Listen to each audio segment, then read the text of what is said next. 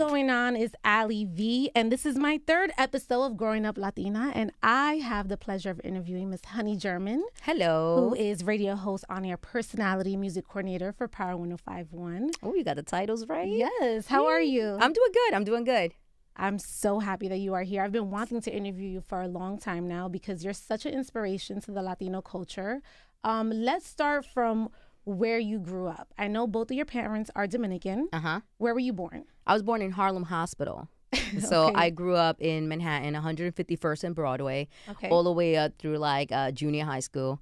Then my mom decided, the neighborhood had gotten a little bit too crazy with, the shootings, the drug dealers, the prostitutes, and she moved us out to Long Island. She brought us to Brentwood, Long Island, which was also kind of crazy, but it was a little bit better than living in the buildings up in Harlem. So tell me, what does being a Latina mean to you? Being a Latina is it's being strong. It's being resilient. It's being a go-getter. It's making it happen with whatever tools you got. That's pretty much my interpretation of being a Latina is. What are some of the difficulties you've had, like growing up, being a Latina? A lot of racism, It's just racism from, your peers, students in the street. My mom was an immigrant. She didn't speak any English. Okay. So even going with mom, to welfare offices, to appointments, to doctor's appointments, it was difficult. Right. You were a kid acting as an adult. But in a way, it kind of prepared me. I was an adult by the time, I was like 12, 13 years old. I already could go to an office. I could already, do an interview if I needed to get a job because I went with my mom everywhere. It kind of caused me to grow up really fast. But now, years later, I kind of see it as not something that hindered me, but kind of like just prepared me for life much earlier. So you spoke Spanish in the household? Yes, we did. Okay, fluently?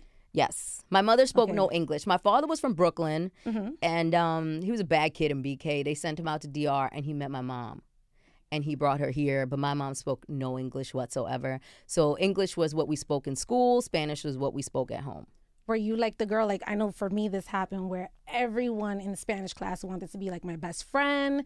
They're like, come, help me pass this test, Allie. Were you like that type of person in school, like the it girl for the Spanish girl? Not really. I shied away from Spanish. My mom was like, listen, taking Spanish is a waste of time and it's going to be an easy A.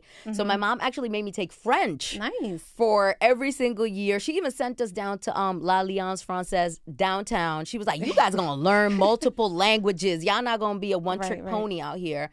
Typical of a Latina mom, especially a Latina mom that migrated. She wanted her daughters to be the best of the best. I love that. What is the most difficult part, would you say, in being a Latina? We have a lot of expectations that are very stereotypical. They want us to be sexy. They want us to be spicy. They want us to take care of the husband. And we just want to be educated. We just want to get degrees, get money, Okay, I'll be a good wife to my husband, but don't expect me just to be cooking and cleaning and with boy shorts. We have a lot of stereotypes that still follow us. The typical caliente, hot Latina mommy. Please dead all that. Right. I'm not here for it in no way, shape, or form. Granted, we are beautiful, we are curvy, we are sexy, but just stop labeling us and stop expecting these things from us.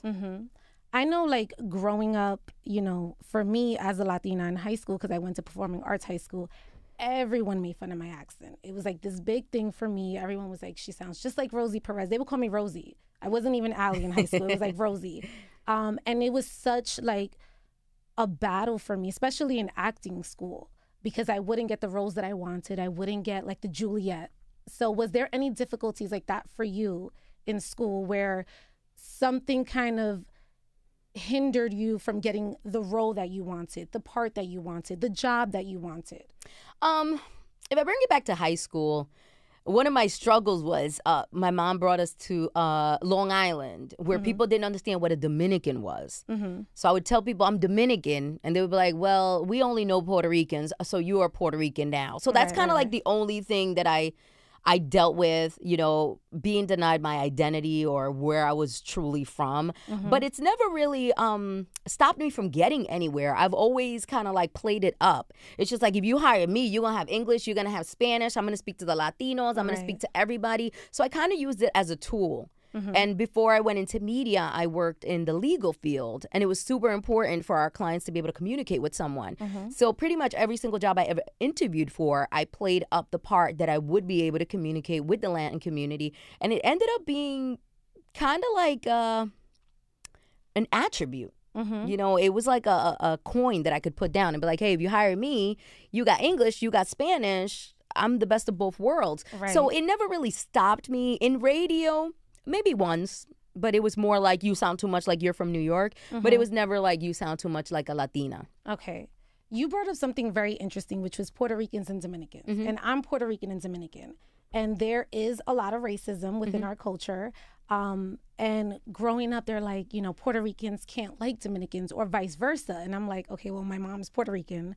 My dad's Dominican. Yeah. Obviously, they fell in love. They had me. But we deal with that a lot now, especially with Trump being president. Have you found yourself in a situation where being a quote unquote light-skinned Dominican was a privilege for you, or did it hurt you? And we're going to talk colorism within the Hispanic or Latin community.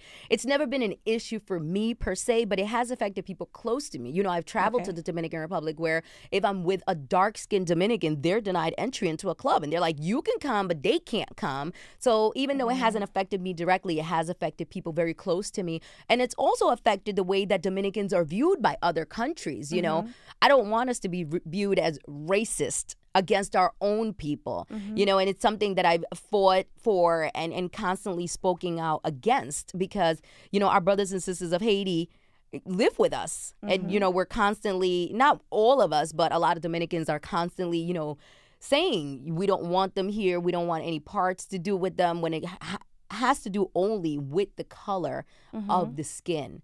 So it hasn't affected me directly, but it pains me and it hurts my heart to know that people from the Dominican Republic feel this way. In 2018, we're still judging people based on the color of their skin. And I always say we as Dominican people have got to do better.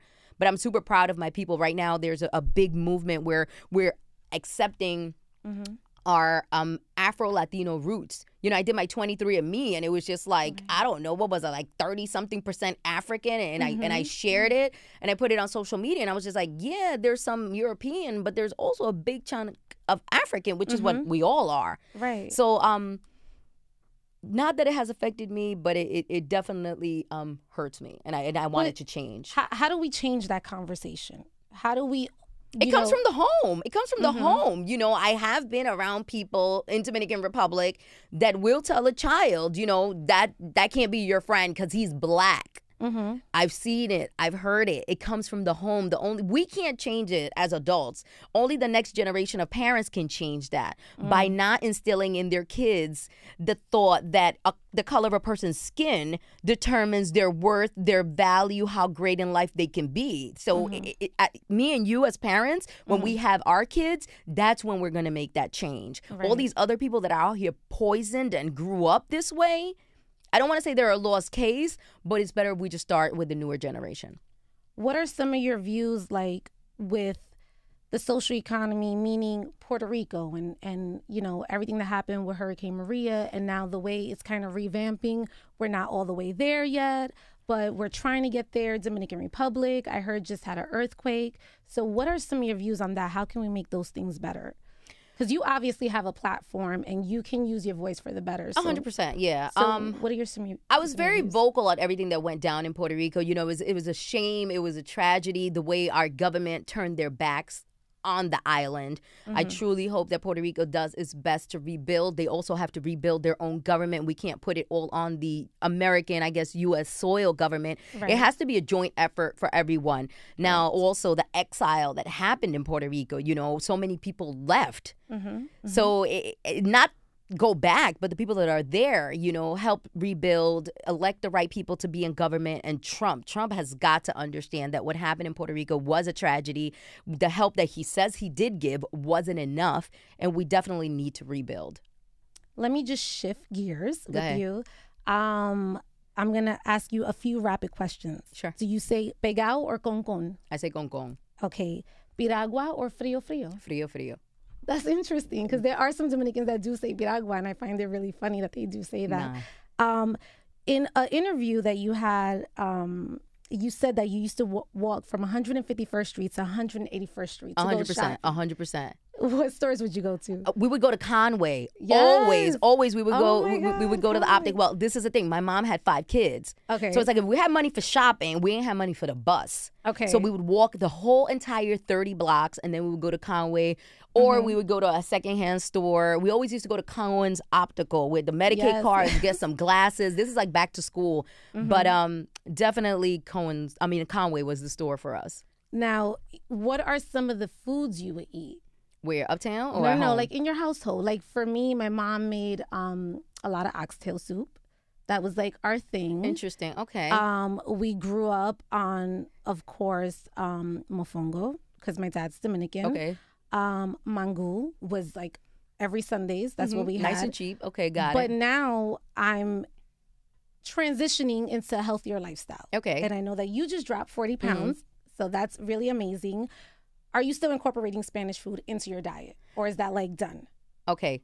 So the foods I used to eat when I was little, I still eat now. I don't eat them all the time. Okay. So right now, I don't have time to make mango with salami, huevo frito, and stuff like that. So in the morning, I might have toast and a cup of coffee. Okay. But if I go home and my husband wants to eat, I will cook rice, beans, and I will make it. If he wants chicharrón de pollo, I will make it. But it's not with the...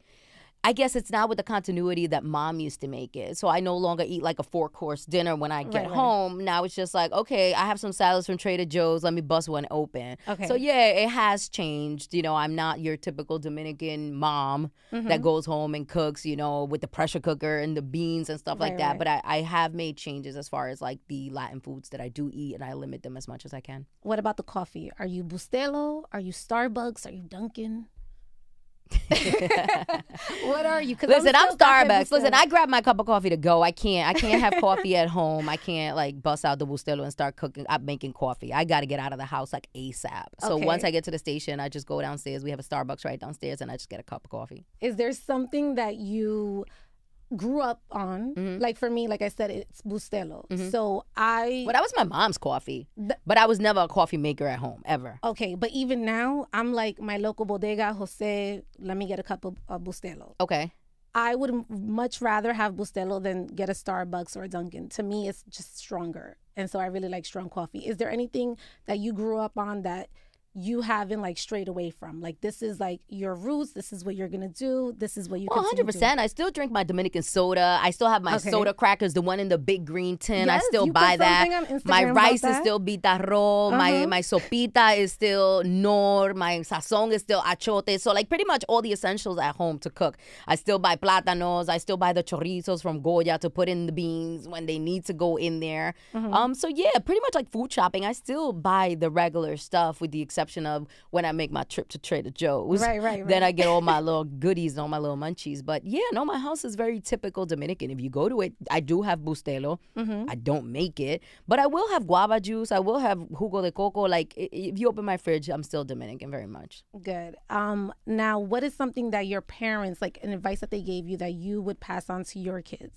in the future? As crude as this may sound, my parents, the only thing they wanted was for me not to get pregnant as a teenager and be another statistic. Okay. You know, my father was very like, yo, if you have sex, you're going to get pregnant. And guess what? You ain't going to live here no more. And guess what? You're not going to be able to go to college. And guess what? Your life is going to be shit. So my father kind of like didn't want me to be a 13-year-old, 14-year-old teen mom. So I'm definitely going to tell my daughters, wait. Not that you can't be a successful woman if you are a teen mom, but it makes it very hard for you. You know, you now have a child to take care of. You now can no longer, you know, go away to college and leave that baby with someone. So definitely waiting on having a family is one of the things that I do plan on instilling on my kids, boys or girls. Let me ask you, what are your thoughts with like the immigrants coming over and then them separating the parents from the child? Heartbreaking. Yeah. Absolutely heartbreaking. You know, I understand it's like, okay, they're breaking the law. Let's keep these families together. Because some kids are still up here in Harlem without their parents. As of Friday, they're still being bused to schools. They don't know where their parents are. These kids don't speak the language. The parents don't speak the language. How do you even say who your mom is? Your mom's not in the system. It's truly heartbreaking. And I think it's one of the worst things that I've witnessed our government do. Because it's destroying families. Those children will never be the same. They are scarred for life at 6, 7, 8 years old. And those parents, I'm not a parent, but I know that many people say the most important to you in life is your kid once you have it. So absolutely heartbreaking, devastating, sad. I can go on and on about that topic. And now you have a very important role. Like I said, you do have a voice.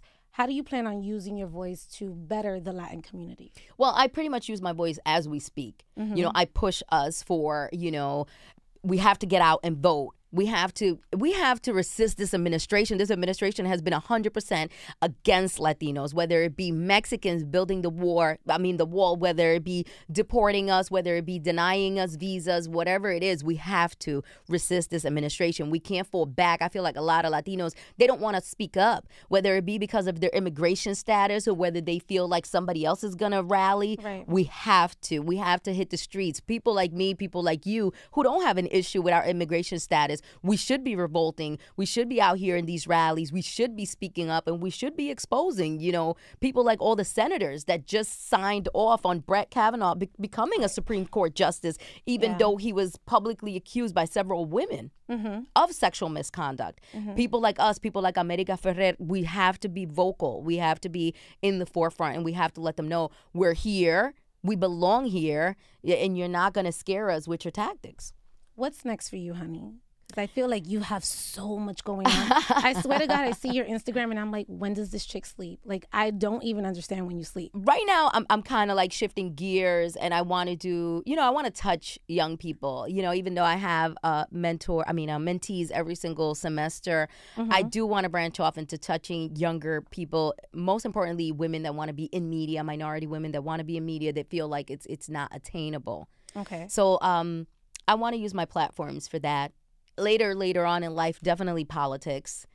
And that's interesting. I could see you in that, actually. 100%. I could take them on. Y'all can't deport me, buddy. Y'all cannot deport me. I am here. I'm gonna let y'all know what we need. And leading in some type of way.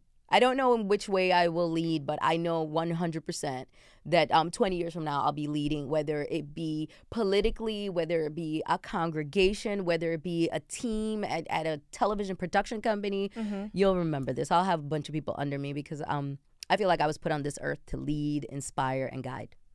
Have you always felt like this? Because I know you went to, was it LIU? Yeah, I went to Long Island University. Yeah, so it was for criminal justice, correct? I went to LIU for criminal justice, yes. And I worked in the legal field, and I worked with the Hispanic community very close, and I made sure they got everything they deserved and everything that they were entitled to.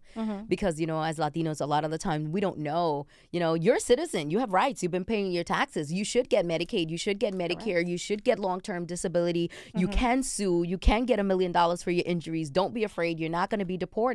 So I have been using, you know, my degrees, my expertise in a lot of different ways to help our Latin community. That was one of my main things when I worked in the legal field. And you go back to DR every year, correct? Yeah, I go back. I'm on vacation. My mom lives there. My brother lives there. My grandmother lives there. So I'm very connected to Dominican Republic. I still go there.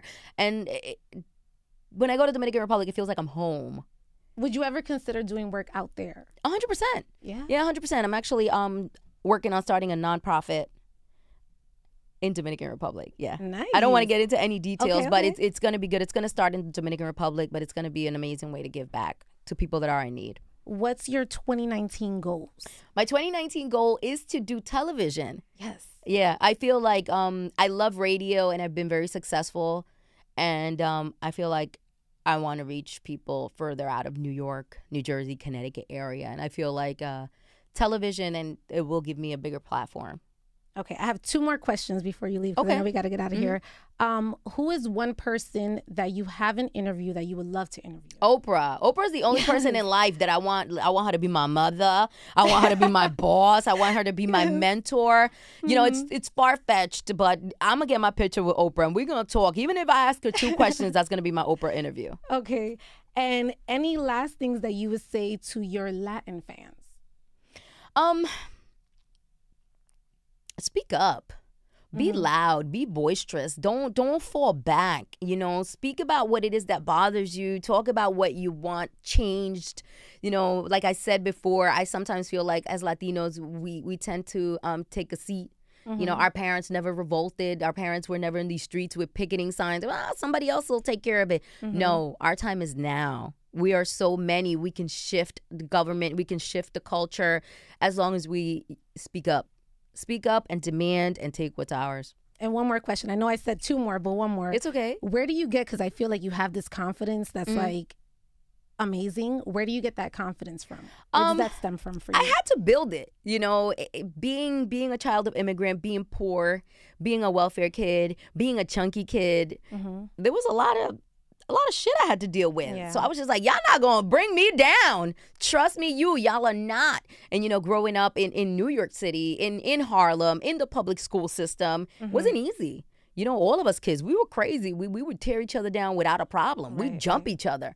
So I feel like, you know, dealing with all those not handicaps, but just like little glitches in life. You know, my father passed away. My mom was a single mom. She didn't know how to speak English. It was just like, your house got raided. Oh, well, like, and what? What you gonna do about it? You want to fight me over it? So it's just kind of like I developed this very strong exterior and this defense mechanism that it's like no matter what you say, no matter what you do, I'm still gonna be all right. And it just transferred over into adulthood. Yes, and you certainly will be more than all right. Make sure you follow Honey German. Where can they follow you at? Honey German on everything. The website, the Twitter. I don't want to confuse nobody. Just at Honey German, straight across the board. Thank you so much. Thank you so much. You're amazing. Appreciate it. Thanks. You.